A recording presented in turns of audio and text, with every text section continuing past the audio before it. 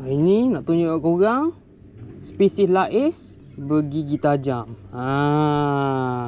Lais gigi tajam Sop. Oh, tu dia geng. Ikan lais. Ikan lais Ikan lais gigi tajam. Ini kalau guna masa ni kena tepi pipi ni. Bau perut ni Masya Allah sedap yang lain ni. Lahai. Inilah spesies lais bergigi tajam. Dia ada kepok ikan ni boleh terbang juga ikan ni. Tapi jarang-jarang orang nampak dia terbang. Tapi ikan ni memang boleh terbang. Inilah lais. Inilah ikan lais bergigi tajam.